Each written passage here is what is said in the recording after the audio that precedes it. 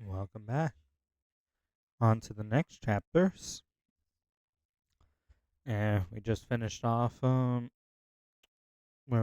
well, I'm having a brain fart. I literally just read the last chapter and it's only been like 5 seconds and I'm already blanking out. uh that's what happened. Basically the Lord was pissed off at the people of Israelite not Israelites, the Israelites. It was the Levite or Levites. He was pissed off at them, and basically the Lord had to compensate for their service, or he basically gave a brand new rule so they wouldn't stage another rebellion against the people, or basically Aaron and Moses. Let's just continue on because I actually do want to know like what does happen after this because we're still in Numbers and we still have a lot more chapters. Do we? Oh, not a whole lot actually. Well, let's just continue on where we left off. Back to Numbers chapter 20. In the first month of the year, the whole community of Israel arrived in the wilderness of Zin and camped at Kashta. While they were while they were there, Miriam died and was buried. There was no water for the people to drink at that place, so they rebelled against Moses and Aaron. The people blamed Moses and said, "If only we had died in the Lord's presence with our brothers. Why have you brought us in the congregation of the Lord's people into this wilderness to die, along with our livestock?" My again. I shouldn't be saying this because I'm no better than that. I have really bad anger problems. No, seriously. If I'm playing Phasmophobia and I and something bad happens, oh, you better believe my keyboard is gonna go flying to the neighbor's house. All right, let's continue. Why did you make us leave Egypt and bring us here in this terrible place? There is no land for grain, or has this no this land has no grain, no figs, no grapes, no pomegranates, and no water to drink. Moses and Aaron turned away from the people and went to the entrance of the tabernacle, where they fell face first on the ground. Then the glorious presence of the Lord appeared to them. And the Lord said to Moses, "You and Aaron must take the staff of and assemble the entire community as the people watch. Speak to the rock over there, and it will pour out water. You will provide enough water from the people to satisfy from the people wait you will provide enough water from the rock to satisfy the whole community and their livestock." So Moses did as he was told. He he told the staff from he took the staff from the place where it had been before the Lord. Then he and Aaron summoned the whole people and continued to gather at the rock. "Listen, you rebels," he shouted. "Must I bring you water from this rock?" Then Moses raised his hand and struck the rock twice with the staff, and water gushed out. So the entire community and their livestock drank in their fill. But the Lord said to Moses and Aaron, "Because you did not trust me enough to demonstrate my holiness, you and the people of Israel, you will not lead them into the land I am giving them. This place has been known as Waters of Mishva, which means arguing, because there the people of Israel argue with the Lord, and there he demonstrated his holiness among them. While Moses at Kadesh, he had assembled the in he had sent ambassadors to the king of Edom with this message: "This is what your relatives, the people of Israel, say. You know how the hardships the hardships we have been through. Our ancestors went down to Egypt and lived there for a long time, and and our ancestors were brutally mistreated by the Egyptians. But when we cried out to the Lord, He heard us and sent us an angel who brought us out of Egypt. Now we are camped at Kadesh, a town on the border of your land. Please let us travel through your land. We will be careful not to go through your fields and vineyards. We will not drink water from your wells. We will stay on the king's road and never leave it till we pass through your territory. This is going to end bad. But the king Edom said, "Stay out of my land, or I will meet you with my army." The Israelites answer, "We will stay on the main road. If our livestock drink your water, we will pay we will pay for it just as we pass through your country. That's all we ask." But the king of Edom replies, "Stay out. You must not pass through the land with your with that mobilized army and march against them with an imposing force." Because refused to allow Israel to pass their country, Israel was forced to turn around. The whole community of Israel left Kadesh and arrived at Mount Hor. There, on the border of the land of Edom, the Lord said to Moses and Aaron, "The time has come for Aaron to join his ancestors in death." Oh, shit. "He will not enter the land I am giving to the people of Israel because the two of you rebelled against my instructions concerning the water Mirah. Now take Aaron and his sons Israel up Mount Hor. There you will remove Aaron's priestly garments and put them on Ezra, his son. Aaron will die there and join his ancestors." So Moses did as the Lord commanded. The three of them went to Mount Hor together as the whole community watched. At the summon, Moses removed the priestly garments from Aaron and put them on Ezra, Aaron's son. Then Aaron died up there on the mountain, and Moses and Ezra went back down. When the people realized that Aaron had died, all Israel mourned for him 30 days. The Canaanite king of Hera, who lived in the Negev, heard that the Israelites were approaching on the road through Iram, Ithram. So he attacked the Israelites and took them as prisoners. And the people of Israel made this vow to the Lord: "If you hand these people over to us and completely destroy all their towns." The Lord heard the Israelites' request and gave them victory over the Canaanites. The, Is- the Israelites completely destroyed them and their towns, and this place has been called Hera ever since. Then the people of Israel set out from Mount Hera, taking the road to the Red Sea, and go through the land of Edom. But the people grew impatient with the long journey, and they began speaking against God and Moses. "Why have you brought us out of Egypt to die here in the wilderness?" they complained. "There is nothing to eat here and nothing to drink, and we hate this horrible manna. Now the Lord has sent poisonous snakes among the people, and many were bitten and died."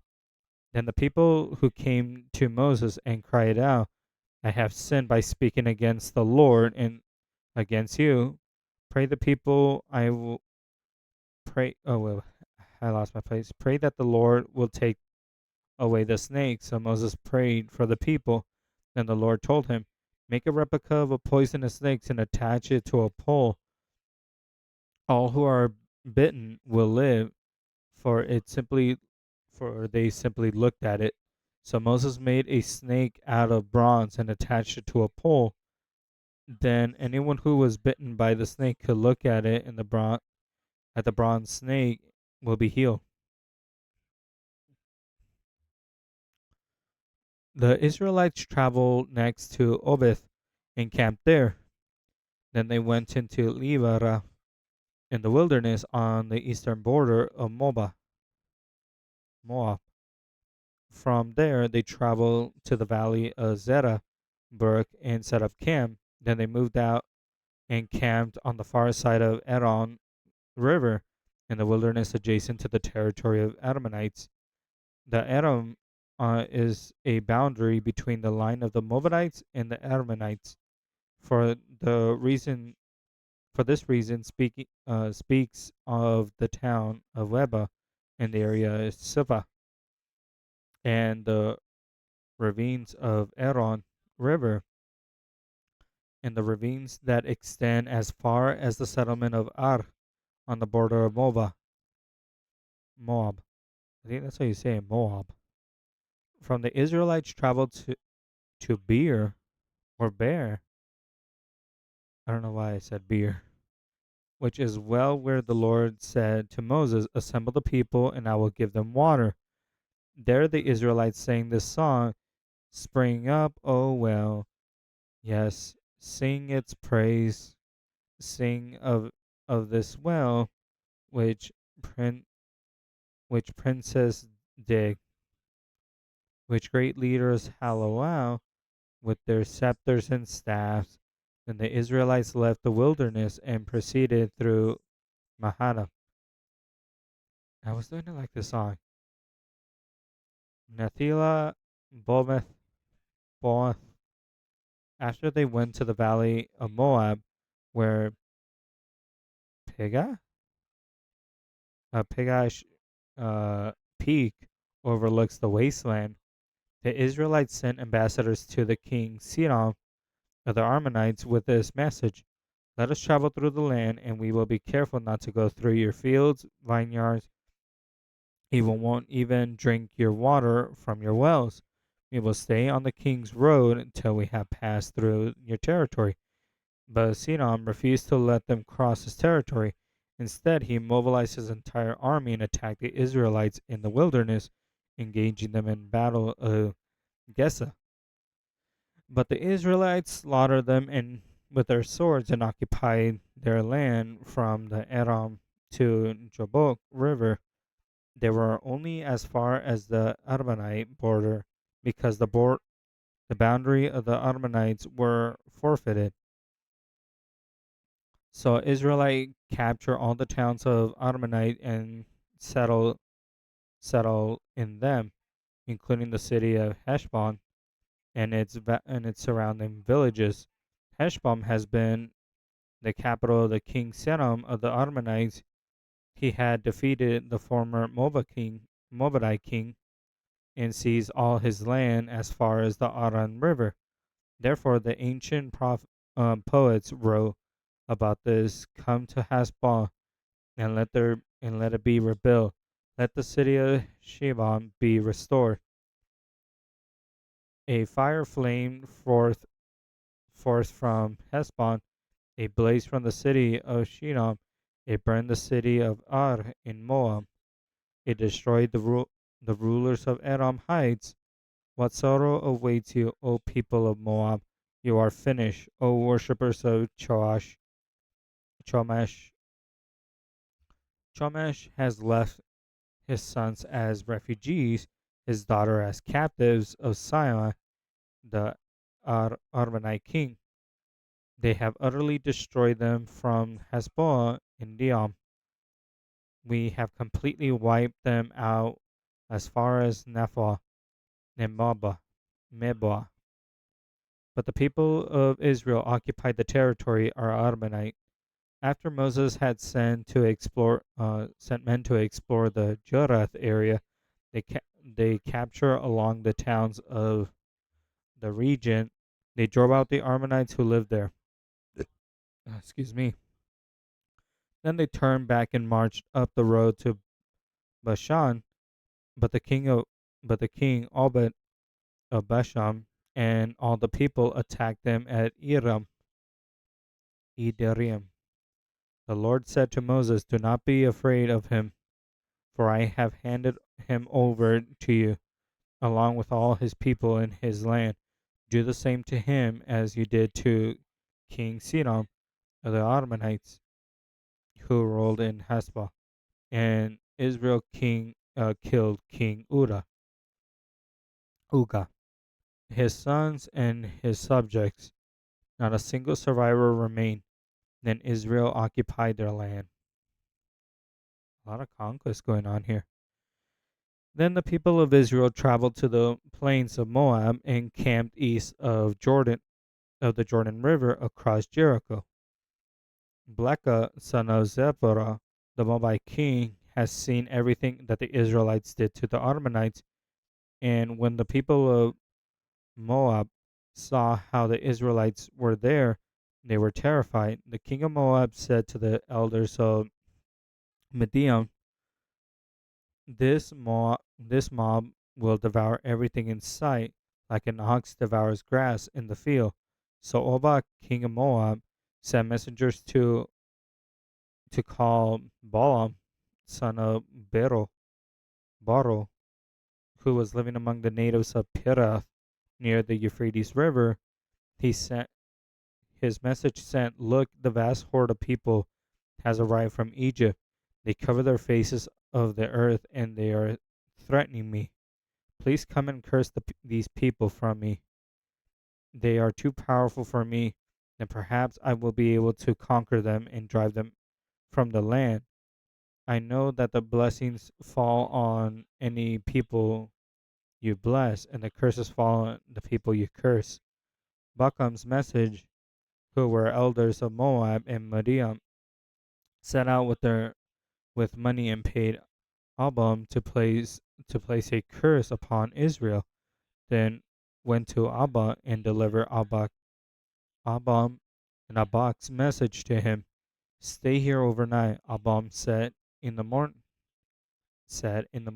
I will tell you whatever the Lord directs me to say." So the officials from Moab stayed there with Abam. That night God came to Abam and asked him, "Who are these men visiting you?" Abam said to God, "Abak, son of Zipporah, king of Moab, has sent me this message. Look, a vast horde of people has arrived from Egypt and covered their faces of the earth. Come and curse these people for me. Then perhaps I will be able to stand up to them and drive them out from the land." But God told Abam, "Do not go with them. You you are not the curse. You are not to curse these people, for they have been blessed." The next morning, Abam got up and told Abak's officials, "Go home. The Lord will not let me go with you." So the Moabite officials returned to King Abak and reported, "Abam refused refused to come with us." Then Abak tried again. This time he sent a large number of his even more distinguished officials than those he had sent the first time. Then went to Abam and delivered the message. This is what Abak, son of Zephyr, says: "Please don't let anything stop you from coming to help me. I will pay you very well and do whatever you tell me. Just come and curse these people for me." But responds to Abak's message, "Even if Abak were Abak were to give me this his place filled with silver and gold, I would be powerless to do anything against the will of the Lord my God. But here but stay here one more night, and I will see if the Lord has anything to say to me." That night God came to Abam and told him, Since these men have come for you, get up get up and go with them, but do only what I tell you to do." The next morning Abam got up, saddled his donkey, and set it off with them to the overnight officials. But God was angry with Abam was going, and had sent an angel of the Lord to stand on the road to block his way. As Abam and his two servants were riding along, Abam's donkey saw the angel of the Lord standing in the road and drawn his sword and drawn in his hand. Wait, standing on the road with a drawn sword in his hand.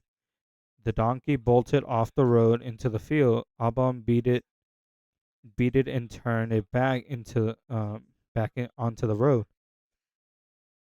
Then the angel of the Lord stood at the place where the road narrowed between two vineyard walls. When the donkey saw the angel of the Lord, he tried to squeeze by, not to crush Abam's foot against the wall. So Abam beat the donkey again.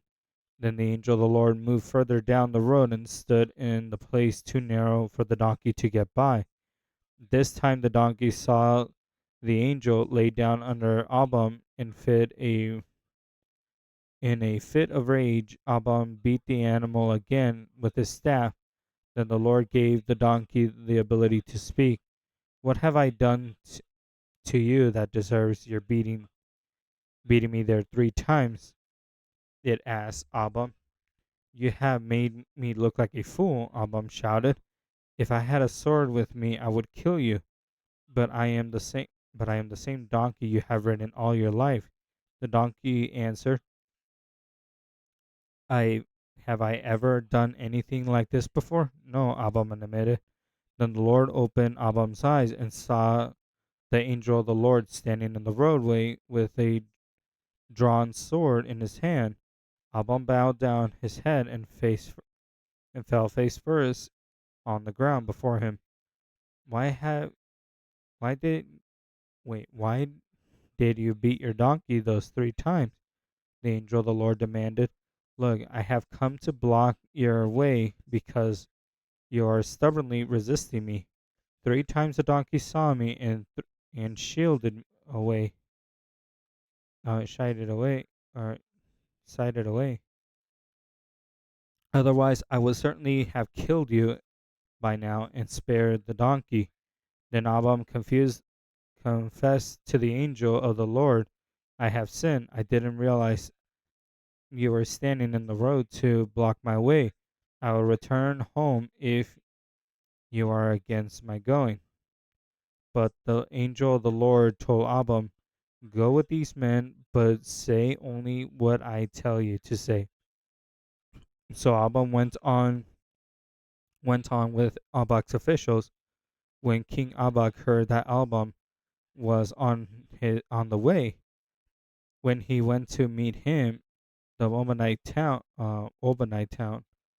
on Aran's river at the furthest border of his land, didn't I send you an urgent invitation? Why did you come right away? Abak asked Abam.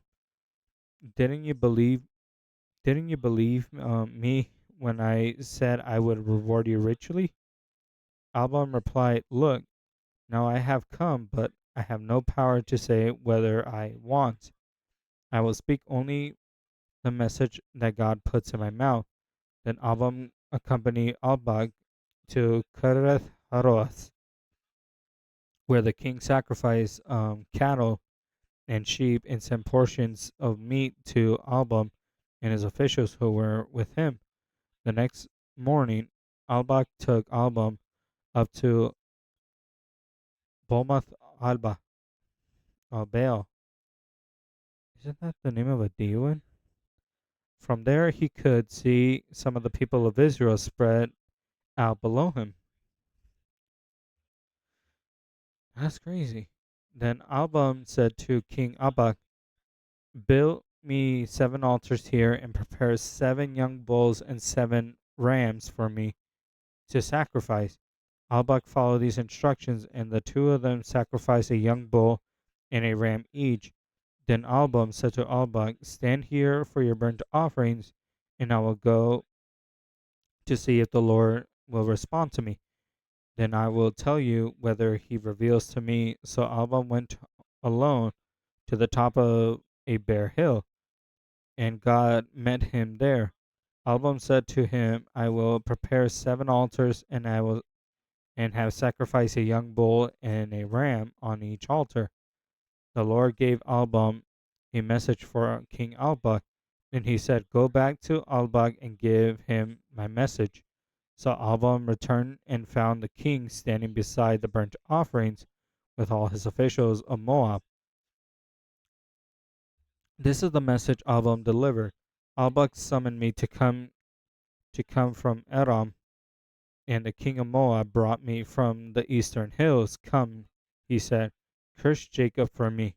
Come and announce Israel's doom. But how can I curse those whom God has not cursed? How can how can I condemn those whom the Lord has not condemned? I see them from the cliff tops, watch them from the hills. I see people who live by themselves, set apart from other nations. Who can count Jacob's descendants as numerous as dust? Who can count even forth Israel's people?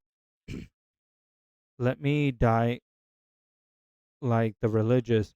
Let the peop- let my life end like theirs. Then King Albak demanded of Album, "What have you done to me? I brought you here to curse my enemies. Instead, you bless them." But Album replied, "I will speak only the message that the Lord puts in my mouth." Then Albak told him, come with me to another place. There I will see. There you will see another part of the nation of Israel, where not, but not all of them. Curse, curse at least that many. So Albach took Album to the. I just had the word in my freaking platitude. I literally had that name in my mouth for a second. Azedom on Pegash Peak. He built 7 altars and offered a young bull and a ram at each altar. Then Album said to King, "Stand here by the burnt offering while I go over there to meet the Lord." And the Lord met Album and gave his message. Then he said, "Go back and give Albach and give him my message." So Album returned and found that the king was standing beside the burnt offerings with all his officials of Moab. "What did the Lord say?" Albach asked eagerly. This is the message Album delivered. "Rise up, Alba, and listen, listen. Hear me, son of Zerah. God is not a man; he does not lie. He is not a human, so he does not change his mind. He has never, he has ever spoken and failed to act. Has he ever spoken and failed to act? Okay, I thought I said that wrong. Has he, has has he ever promised not to carry out through it? Listen, I received the command to bless. God has blessed them. I cannot reverse it. No misfortune is in his plan for Jacob. No trouble in store for Israel. For the Lord their God is with them. He has proclaimed their king. God brought them out of Egypt for them. He is as strong as the wild ox. No curse can touch Jacob. No magic has any power against Israel. For now, it will be it will be said of Jacob. No wonder God has done it for Israel. These people rise up like lioness, like majestic lions rousing itself. They refuse to rest till they have feast on their prey, drinking their blood of the slaughter. Then Albach said to Albam, "Fine, but if you do not want to curse them, at least don't bless them." But Albam replied to Albach, "Didn't I tell you I can't only do what the Lord tells me?" Then King Albach said to Albam, "Come, I will take you to one more place, and perhaps it will please God to let you curse them from there. So Albak took Album to the top of Mount Pure, overlooking the wasteland. Album again told Albak, build 7 altars and prepare 7 young bulls and 7 rams for me to sacrifice. So Albak did what as Album ordered and offered a young bull and a ram on each altar. Oh, brother.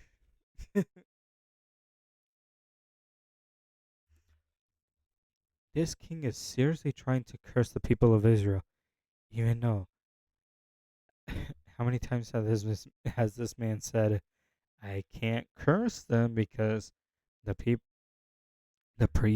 the person that gave me the power to curse says he does not want to curse them.